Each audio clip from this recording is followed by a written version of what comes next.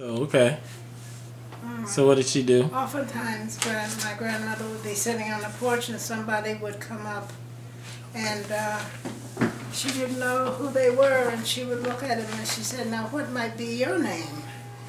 And then of course they would tell her.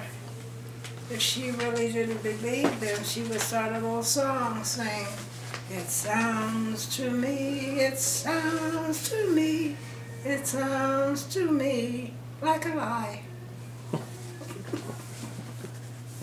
That was Elvira. And where was Elvira from? She was from Alabama. I forget the name. There were a lot of little names. I can't. I don't remember. Turn it off now because I'm thinking out loud.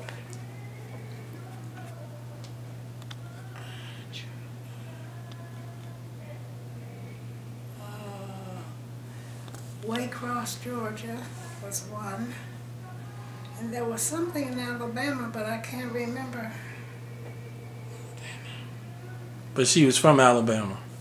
Yeah, as best we know, because they didn't really keep up with what was going on. Right.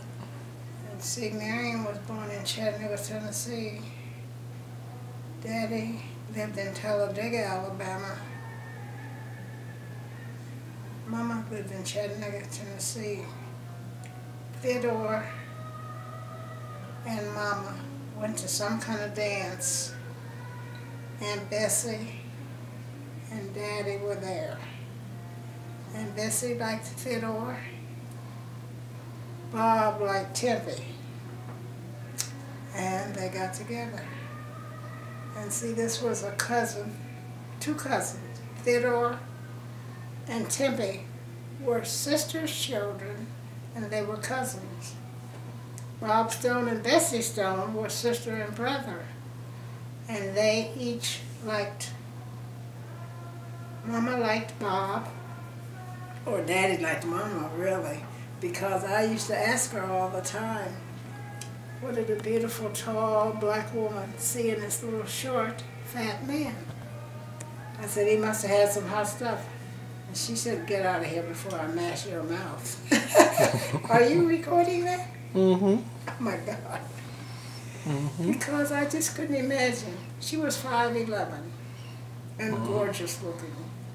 And Daddy was not an ugly man, but he was short and fat. Mm-hmm. And I just couldn't see what she would see in this little short man. I said, he must have had some hot stuff. Get out of here before I mash your mouth. So how was it growing up in Toronto? Well, there were very few blacks. It was a mill town, a steel mill town. Many blacks went there to get jobs when they came from the South. My father, Bob Stone, went there because he wanted to get a job also. He came to Cleveland first, but found that he did not want to work for white people. So he went there, met a man who was the superintendent of the mill. He was very blond, they called him Whitey. Whitey Evans was his name. And Mr. Whitey, as my father called him, got my father a job in the mill. But it was so hot, the job that the blacks could get, standing over these molten big pots of steel. My father didn't want it. So Whitey suggested that he work on the dumps, which is when the dump trucks came out and dumped out the molded steel and whatever that they were getting rid of. My father could help break those piles down so they wouldn't be so high. He did that for a while, and then he used to see big chunks of steel in these clumps of really dirt. It wasn't called dirt, I forget what it was called now. It was a little like ashes. If you've ever had a coal stove, You know, the ashes and things that come out. Mm-hmm. Well, there was actually some of the iron still left on it, and you could beat it off, and the mill would buy it back. Mm. So my father got a truck and started doing that. He knew a white man that could not get a job in the mill because he had a speech impediment and he could not be understood. So my father hired him to drive one of the trucks. And he did not care that the man couldn't speak, so he couldn't understand. People couldn't understand him. He could understand him. So he hired him. And that was his first time of hiring somebody outside of the race.